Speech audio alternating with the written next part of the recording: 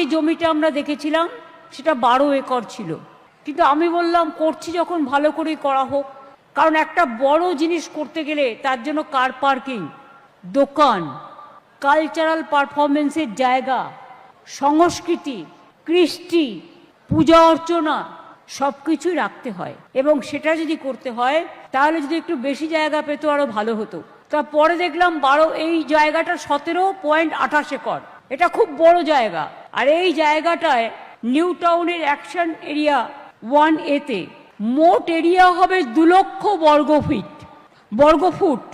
এত বড় করে এটা করা হয়েছে যে মন্দিরের মাঝখানে উঠোনেই প্রায় 1000 লোক একসাথে বসে থাকতে পারবে।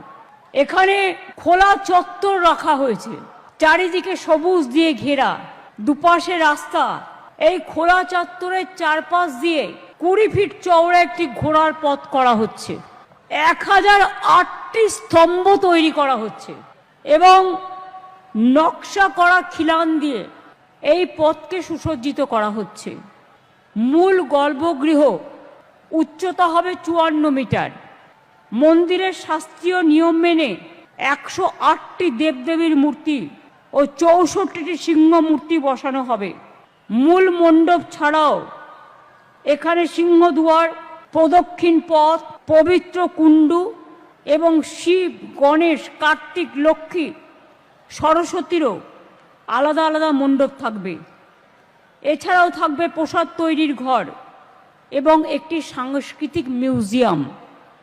পুরো চত্বরে 300টির বেশি গাছ লাগানো হবে, 1000টি ফুল গাছ লাগানো হবে। এটি একটি গোল্ড সার্টিফাইড গ্রিন বিল্ডিং হিসেবে তৈরি হচ্ছে। দুর্গা অঙ্গন সংস্কৃতি ও রিলিজিয়াস একটা ঐতিহ্য চর্চার আর প্রধান কেন্দ্র হিসেবে গড়ে উঠবে